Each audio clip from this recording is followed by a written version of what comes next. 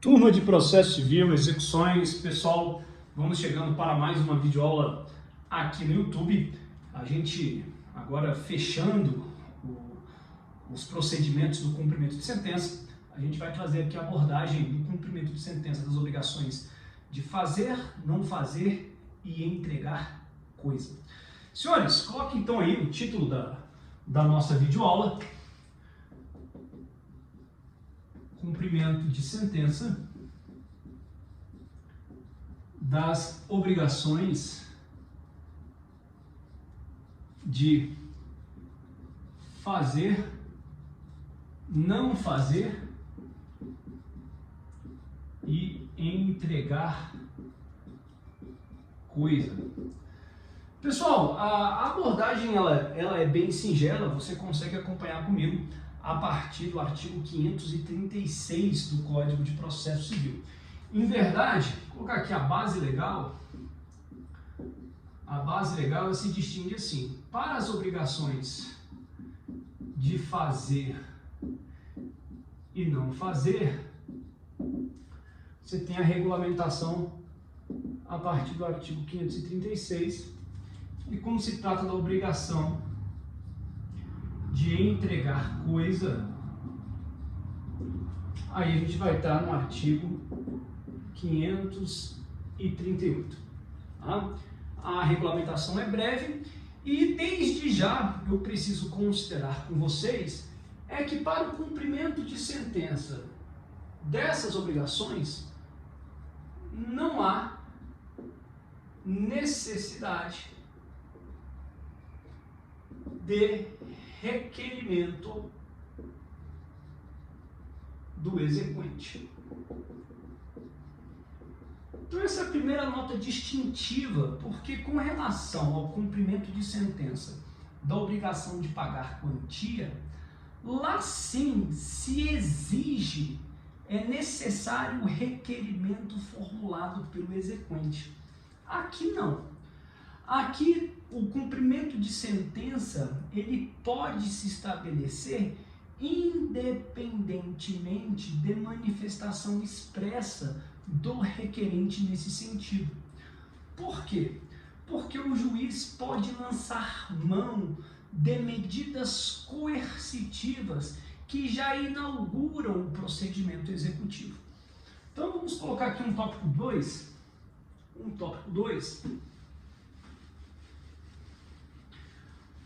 Vamos colocar aqui as medidas coercitivas que podem ser aplicadas para ambos os procedimentos, tanto para o cumprimento de sentença da obrigação de fazer, não fazer, que está regulamentado no artigo 536, como também para o cumprimento de sentença relacionado à obrigação de entregar coisa, que está disciplinado no artigo 538.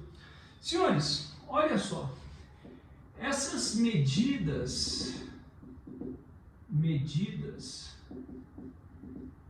coercitivas, que medidas são essas? Olha só, a gente tem que ter em mente a possibilidade de aplicação de multa, são as astrentes, remoção de coisas, pessoas. A gente também pode lembrar aqui da busca e apreensão, pode lembrar aqui do desfazimento de obras. Todas essas são medidas coercitivas. A mais utilizada, e tanto por isso o Código dedica maior atenção, é a multa, naturalmente. As astrentes. Ora, qual que é o objetivo da multa, das astrentes? Compelir, né? Constranger o executado ao adimplemento da obrigação. É bom que se observe que essa multa ela pode ser de qualquer valor e ela pode ser estabelecida em qualquer periodicidade. Agora, esse valor da multa pode ser majorado ou pode ser diminuído. Por que que esse valor pode ser majorado ou pode ser diminuído? Ora, o objetivo da multa é compelir, constranger o executado ao adimplemento. Se a multa estiver em patamar muito baixo, este propósito coercitivo não é alcançado e, portanto, o juiz pode elevar, pode majorar a multa. Mas, por outro lado, se a multa se revelar demasiadamente excessiva, a ensejar locupletamento indevido pelo exequente, então essa multa pode ser revisada e ser reduzida, minorada a patamares razoáveis. Senhores, vejam, o valor da multa, inclusive, pode ser, né, a multa, ela pode ser executada nos próprios autos. Então, existe lá uma multa aplicada em face de uma empresa que deveria ter, não entregou a mercadoria no tempo devido, a questão foi judicializada, o juiz condenou a empresa a entregar a mercadoria.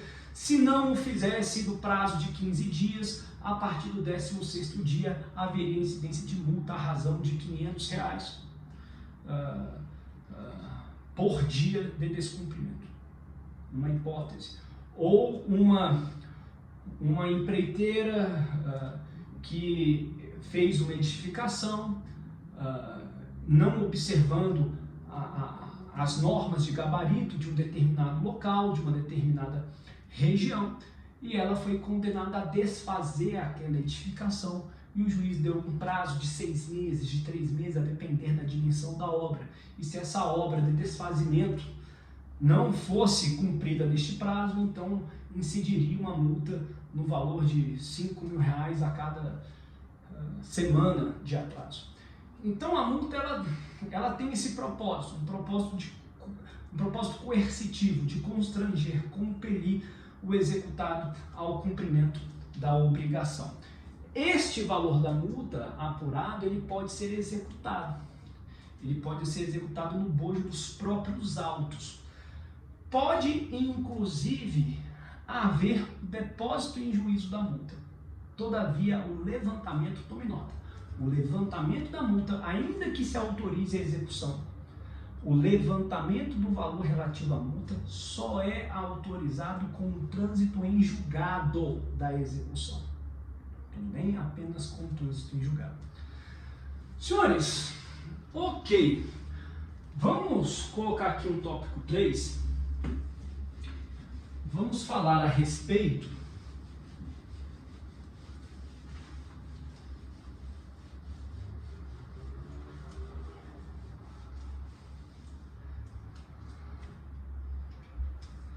da satisfação da pretensão executiva. A satisfação do cumprimento de sentença nessas modalidades obrigacionais. A gente tem a tutela específica. Essa tutela específica é o quê? É exatamente a obrigação tal qual estabelecida no título.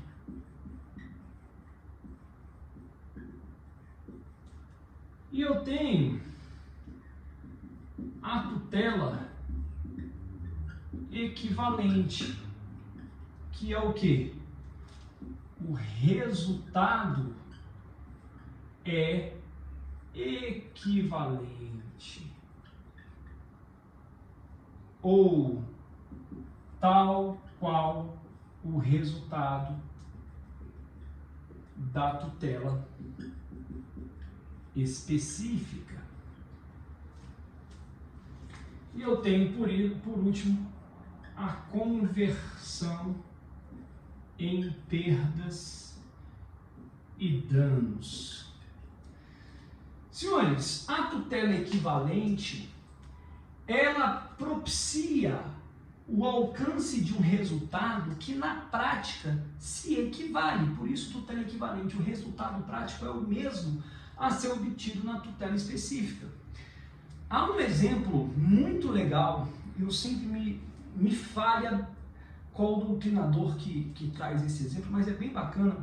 Ele fala a respeito de uma ação ajuizada pelo Ministério Público contra uma indústria que emite poluentes.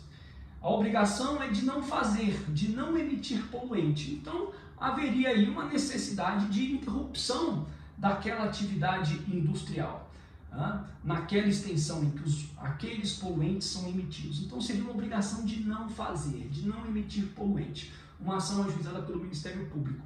E a tutela equivalente a esta obrigação de não fazer seria a instalação de filtros nessa atividade industrial que blindariam,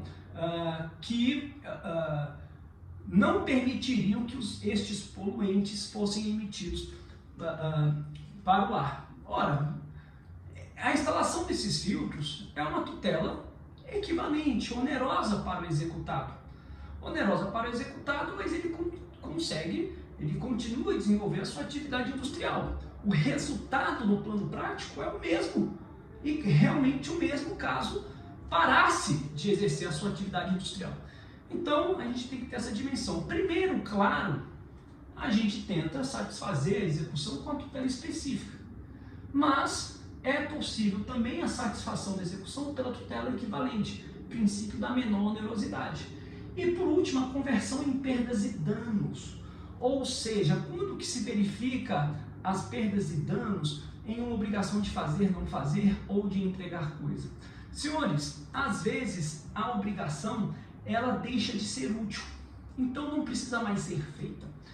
Um exemplo que eu gosto de trabalhar nas minhas aulas diz respeito a uma banda contratada para tocar num baile de formatura. Se a banda não comparece, aquela obrigação se torna inútil.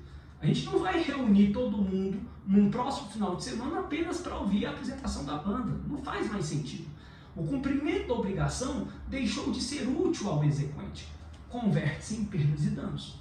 Ou a coisa que deveria ser entregue se extraviou, se deteriorou, se perdeu. Ou seja, nesse aspecto a obrigação se tornou impossível de ser cumprida. Converte-se também em perdas e danos. A conversão em perdas e danos no cumprimento de sentença, da obrigação de fazer, não fazer ou entregar coisa, está justificada quando? Quando para o exequente a obrigação se tornou inútil, não há mais interesse em seu cumprimento, ou ela se tornou impossível de ser cumprida, porque se deteriorou, o objeto se perdeu, houve um prejuízo ao objeto, não há como mais se cumprir a obrigação, então converte-se em perdas e danos.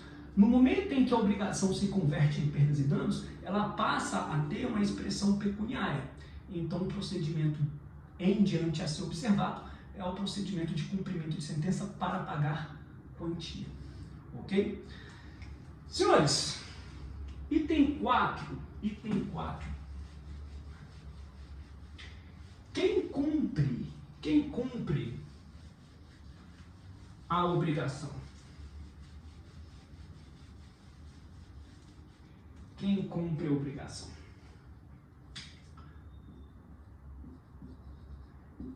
Quem cumpre a obrigação?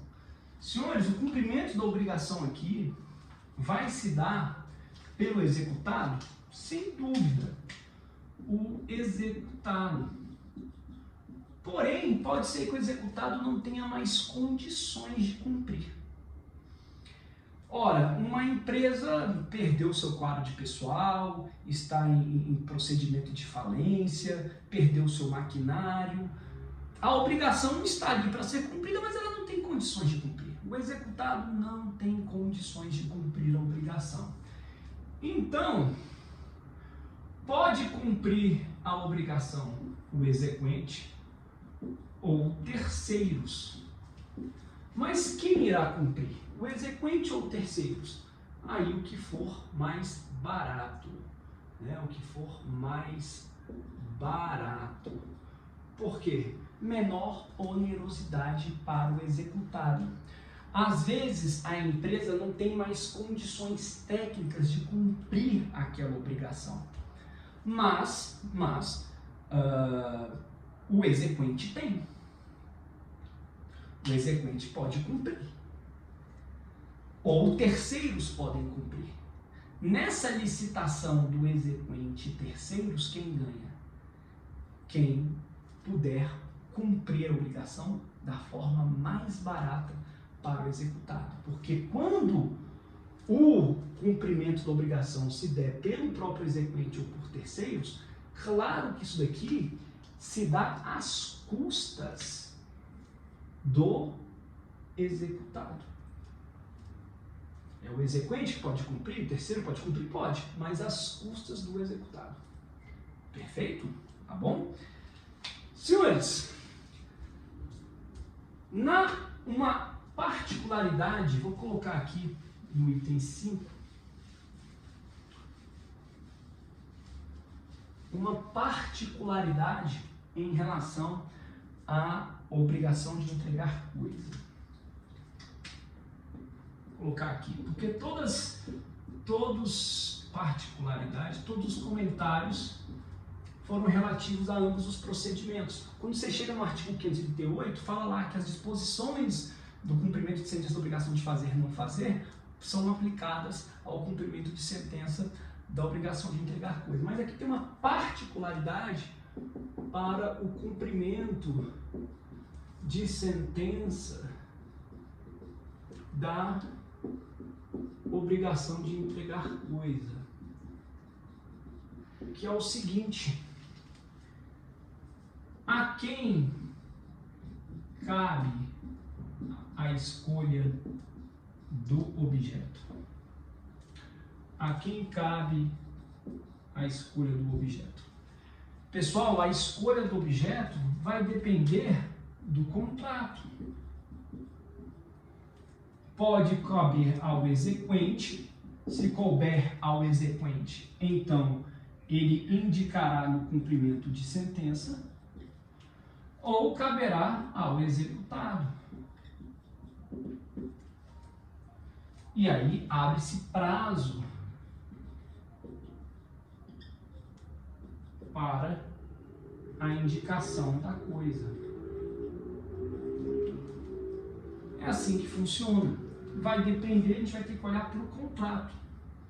Então, o objeto sobre o qual recai a pretensão executiva vai depender de quem houver por disposição contratual o sinalagno, né, a obrigação de promover a indicação, se o exequente ou o executado.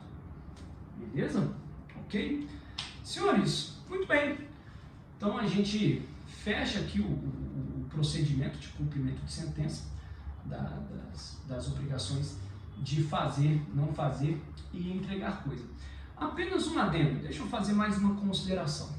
Eu sei que eu já fui bastante enfático no sentido de dizer que a impugnação só existe no procedimento de cumprimento de sentença da obrigação de pagar. Isso já foi dito muito. Ok, mesmo assim, se a impugnação só é possível no cumprimento de sentença da obrigação de pagar, aqui, como que se dá uma eventual defesa? A eventual defesa será exercida mediante recurso. Essas decisões havidas no cumprimento de sentença de natureza interlocutória, que determina lá uma busca e apreensão, aplica uma multa, essas decisões podem ser resistidas pelo executado pela via recursal, já que o executado não tem à disposição o instrumento da impugnação. Então aqui a resistência se dá pela via recursal e que perante em face de uma decisão interlocutória, claro, vai ser a via recursal do agravo de instrumento. Todas todas as decisões interlocutórias, se você ir lá no artigo 1015 do Código de Processo Civil, quando fala lá do agravo de instrumento, tem um parágrafo único lá do artigo 1015 e vai dizer o seguinte: todas as decisões interlocutórias no cumprimento de sentença são agraváveis, seja no cumprimento provisório, seja no cumprimento definitivo. Todas estão sujeitas ao recurso de agravo de instrumento. Beleza? Pessoal, maravilha. Mais um conteúdo aí vencido por nós, tá? Obrigado, até a próxima.